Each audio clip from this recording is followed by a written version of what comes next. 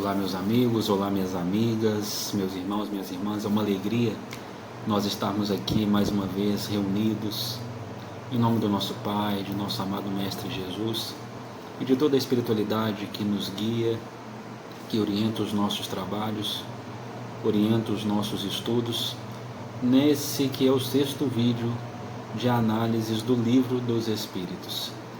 Não importa o quão difícil tenha sido o nosso dia, não importam os problemas que nós tenhamos atravessados, nós estamos aqui, prosperando, crescendo, vencendo apesar das dificuldades, com essa oportunidade maravilhosa de estudarmos essa doutrina que consola e que nos ensina a amar. Que o Pai nos proteja em mais essa reunião, em mais esse encontro, em mais esse momento de estudo. Sejam todos muito bem-vindos. Meu nome é Uriel Santos e nos próximos 30 minutos nós daremos continuidade a essa tarefa, que é descobrir, tentar entender, na nossa pequenez, na nossa imperfeição, os dizeres da espiritualidade, os ensinos codificados por Kardec, nessa magistral obra que é o Livro dos Espíritos. Como nossa leitura inicial, nós temos a obra Sinal Verde, de André Luiz, psicografada por Francisco Cândido Xavier. No 2º capítulo, André Luiz conversa conosco sobre a questão das saudações. Toda saudação deve basear-se em pensamentos de paz e alegria. Pense no seu contentamento quando alguém lhe endereça palavras de afeto e simpatia, e faça o mesmo para com os outros. Mobilize o capital do sorriso e observará que semelhante investimento lhe trará precioso rendimento de colaboração e felicidade. Uma frase de bondade e compreensão opera prodígios na construção do êxito. Auxilie aos familiares com sua palavra de entendimento e esperança. Se você tem qualquer mágoa remanescendo da véspera, comece o dia à maneira do sol, esquecendo a sombra e brilhando de novo. Se você tem qualquer mágoa remanescendo da véspera, comece o dia à maneira do sol, esquecendo a sombra e brilhando de novo. Quem tem acompanhado os nossos vídeos, quem acompanhou o estudo da semana passada, recorda que estamos aqui discorrendo sobre objeções.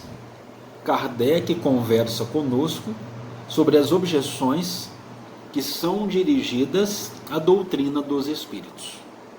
De forma muito peculiar, de forma muito particular, de forma muito inteligente, de forma muito sensata, ele vai trazendo essas objeções, desconstruindo o pensamento dos críticos e entregando as verdades, entregando as palavras, entregando os conhecimentos e ensinamentos codificados nessa doutrina maravilhosa.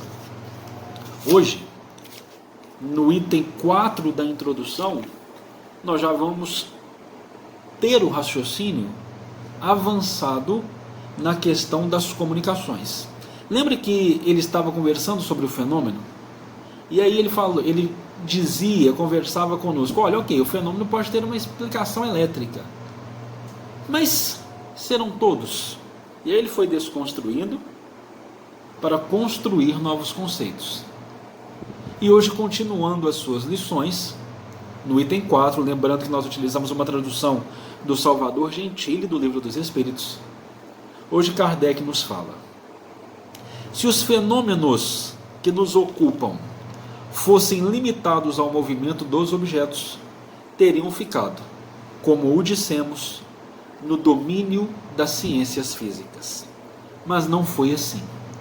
Cabia-lhes nos colocar sobre o caminho de fatos de uma ordem estranha. Ou seja, foram analisados os fenômenos. As explicações físicas as explicações das ciências físicas foram buscadas. Porém, os fenômenos não foram limitados ao movimento dos objetos, o que então extravasava as explicações existentes no domínio das ciências físicas. Era preciso ir além. Era preciso ir além. Acreditou-se descobrir, não sabemos por qual iniciativa, que o impulso dado aos objetos não era somente o produto de uma força mecânica cega, mas que havia nesse movimento a intervenção de uma causa inteligente. Não era apenas o movimento do objeto, não era apenas uma força mecânica séria. Havia neste fenômeno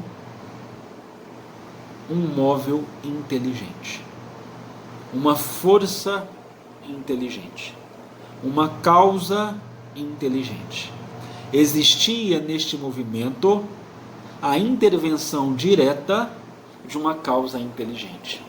E percebam que Kardec chega a essa conclusão evitando toda e qualquer espécie de misticismo. Isso é um ensino para todos nós espíritas. Evitar toda e qualquer espécie de misticismo. Para se evitar, para que sejam evitadas toda e qualquer forma de misticismo, primeiro procuram-se as explicações no reino usual, nas questões usuais, nas questões comuns, no domínio das ciências físicas. Em não se encontrando, pode-se então partir para outro raio de observação. É assim que Kardec o fez. Como ele viu ali muito mais do que o movimento de um objeto, como ele viu ali explicações que extravasavam, extrapolavam o domínio da ciência física, como ele percebeu ali, naquele movimento, a intervenção de uma causa inteligente, sem misticismo, com muita racionalidade e bom senso, ele procura outras explicações. Este caminho, uma vez aberto, era um campo todo novo de observações. Era o véu levantado sobre muitos mistérios. Há nisso, com efeito, uma força inteligente? Tal é a questão. Se essa força existe, qual é ela? Qual a sua natureza? Qual a sua origem? Está acima da humanidade? Tais são as outras questões que decorrem da primeira. Então, olha que interessante que Kardec, a forma que Kardec nos conduz pelas mãos na investigação do fenômeno. Como ele conduz pelas mãos aqueles que objetavam, que queriam contradizer na investigação dos fenômenos. Primeiro, se o caminho novo foi apresentado, levanta-se um véu sobre muitos mistérios. E como que este véu é levantado? Através do conhecimento, através das luzes do conhecimento. Quando você levanta o véu sobre um sem número de mistérios, surgem novas perguntas. E a primeira pergunta que Kardec busca responder é: há então uma força inteligente? Esse é o ponto primordial. Essa é a questão a se demonstrar. Se essa força existe, qual então a sua natureza? Qual então a sua origem?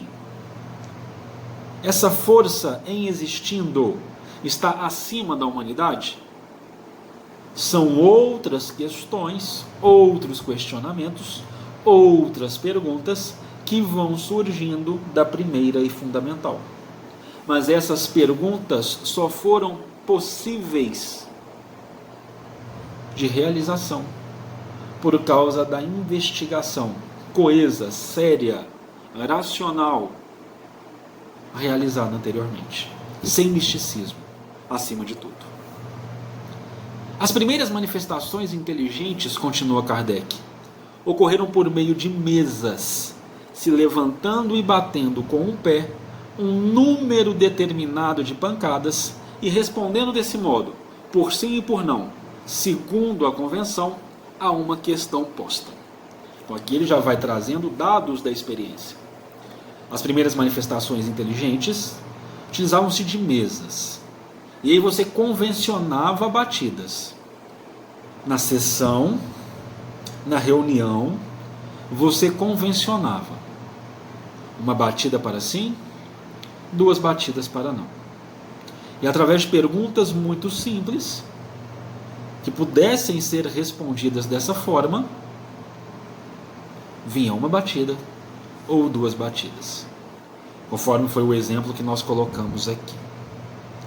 Até aqui, nada que convencesse seguramente os céticos, porque se poderia crer num efeito do acaso.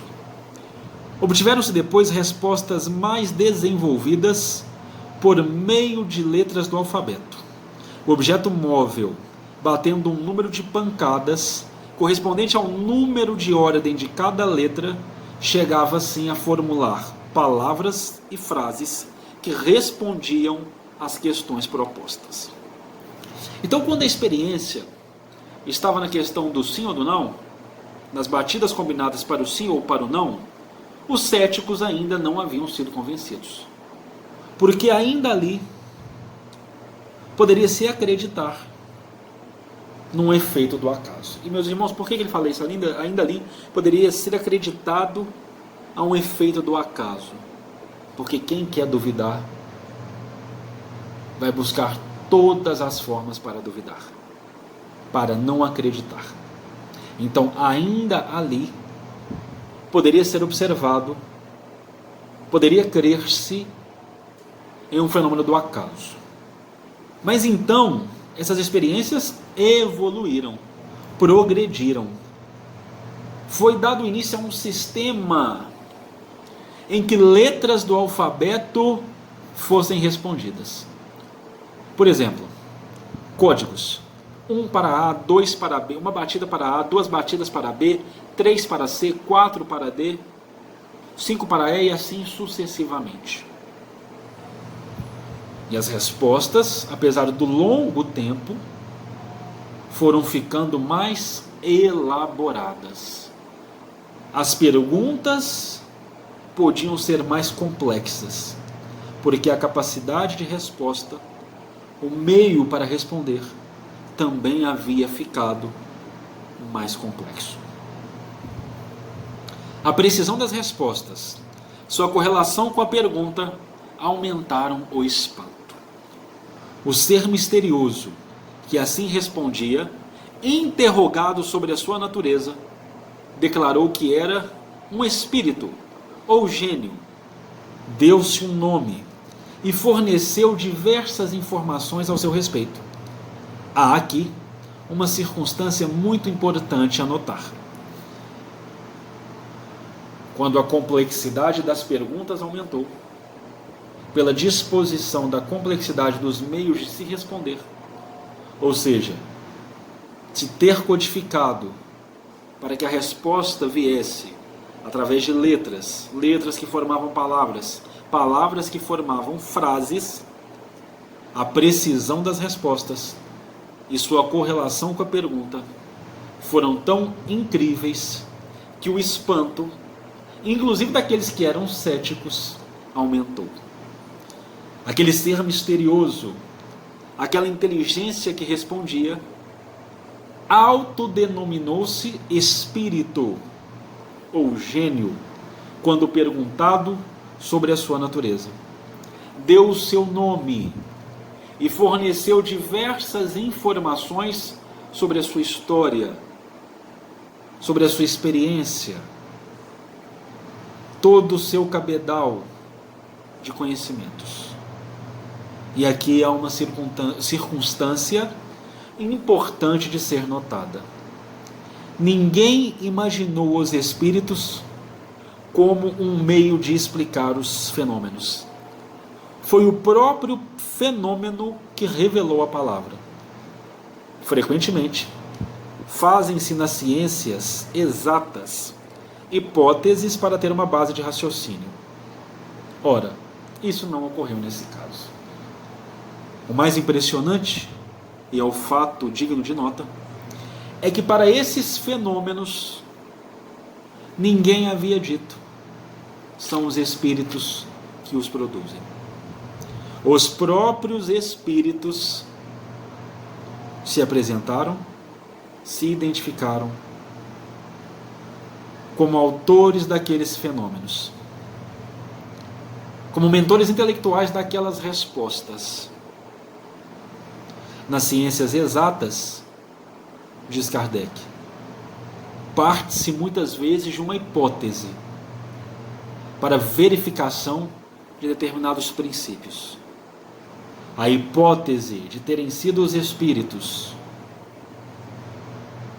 os produtores originais daqueles fenômenos não havia sido aventada, não havia sido levantada. Foram os próprios espíritos que trouxeram a luz sobre o que estava acontecendo.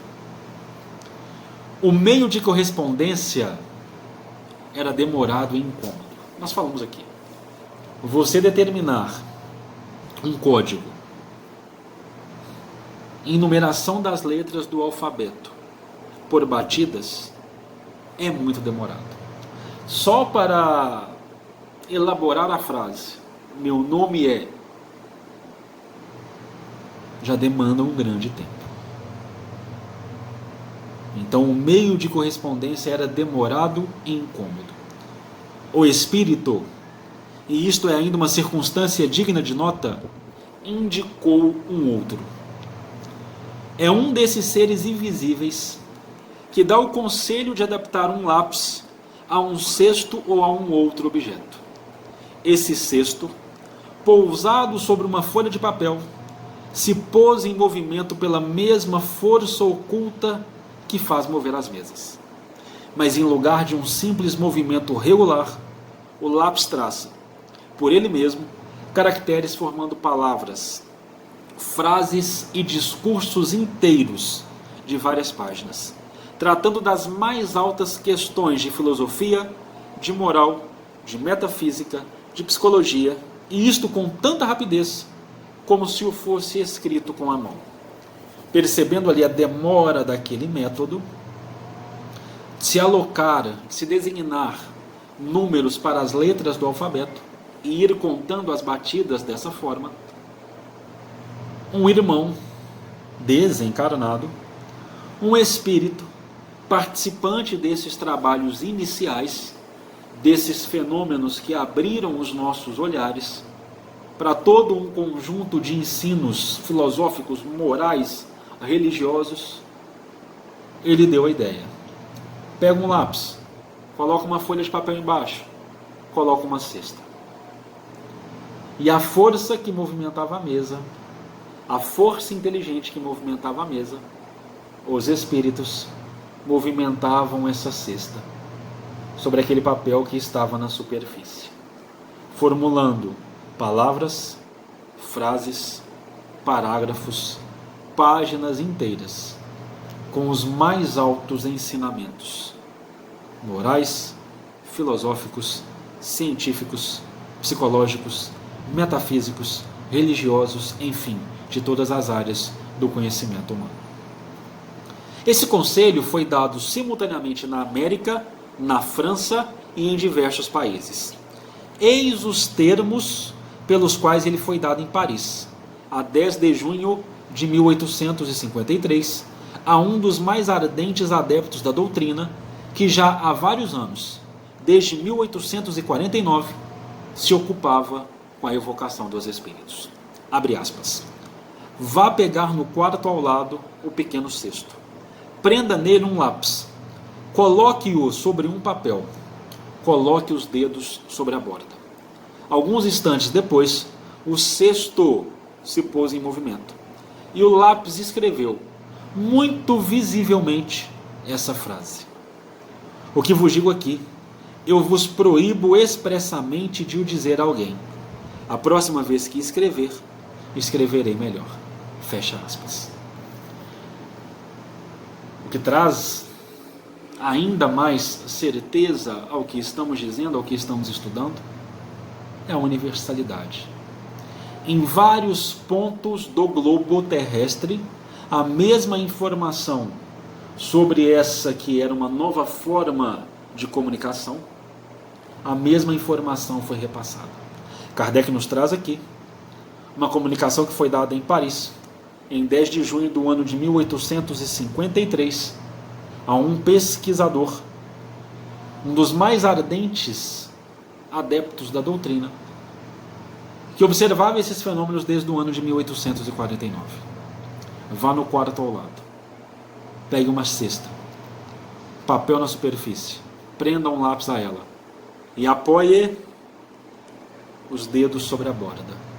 A cesta então começa a mexer e a frase vem até nós.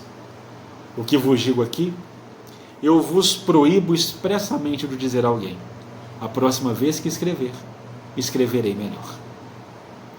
O objeto, continua Kardec, ao qual se adapta o lápis, não sendo senão um instrumento, sua natureza e sua forma são completamente diferentes. Procurou-se sua mais cômoda disposição. É assim que muitas pessoas fazem o uso de uma pequena prancheta. Então, o objeto na qual você adapta o lápis depende, por ser um instrumento, depende da mais cômoda disposição. Uns utilizam um cesto, outros uma prancheta. Não é um instrumento que importa, mas a fonte que vai movimentar esse instrumento. O cesto ou a prancheta não podem ser postos em movimento senão sob a influência de certas pessoas dotadas, a esse respeito, de uma força especial e que são designadas com o nome de médiuns, quer dizer, meios ou intermediários entre os espíritos e os homens. E aqui temos, no nosso estudo, dentro do Livro dos Espíritos, a palavra médiuns. O cesto ou a prancheta são postos em movimento sob a influência de certas pessoas dotadas, a esse respeito, de uma força especial e que são designadas médiuns, intermediários, medianeiros, meios de comunicação entre os espíritos e os homens. As condições que dão essa força especial prendem-se a causas ao mesmo tempo físicas e morais, ainda imperfeitamente conhecidas, porque são encontrados médiuns de todas as idades, de ambos os sexos e em todos os graus de desenvolvimento intelectual. Essa faculdade, de resto, desenvolve-se pelo exercício. Então, esses instrumentos, esses meios, esses medianeiros, que servem como ponte de ligação entre os espíritos, que servem como intermediários entre os espíritos e os homens, têm essa faculdade por condições físicas e morais. Condições que a esse momento da elaboração do Livro dos Espíritos, Kardec coloca, ainda estão imperfeitamente conhecidas. Porque são encontrados médiuns de todas as idades, de ambos os sexos e em todos os graus de desenvolvimento intelectual. Esses instrumentos, esses intermediários entre os espíritos e os homens, são encontrados de todas as formas. Essa faculdade, apesar disso, essa faculdade desenvolve-se pelo exercício, como toda e qualquer faculdade inerente à individualidade humana. Se você é bom em falar, quanto mais você fala, melhor você fica. Se você é bom na área de exatas, quanto mais você pratica, melhor você fica. O médium, quanto mais ele exerce, quanto mais ele trabalha pelo seu desenvolvimento moral, pelo seu avanço no campo moral, mais desenvolvida fica essa faculdade. Quanto mais ele também desenvolve as suas aptidões intelectuais, mais fácil fica a comunicação através dele. Essa faculdade, de resto, desenvolve-se pelo exercício. Esse foi o item que nós estudaríamos e estudamos no dia de hoje, nesse 6º estudo do Livro dos Espíritos. O item 4 da introdução já encontra-se vencido. Semana que vem, no 7º estudo, nós passaremos para o item 5. Nós continuaremos conversando dentro da introdução, com Kardec demonstrando-nos a segurança da codificação. E terminando esse estudo, agradecendo a todos que participam conosco toda semana, que ficaram conosco até aqui e que nos acompanham, seja pelo Instagram do Espiritismo 24 Horas, pelo Facebook, pelos grupos de WhatsApp e aqui pelo canal do YouTube.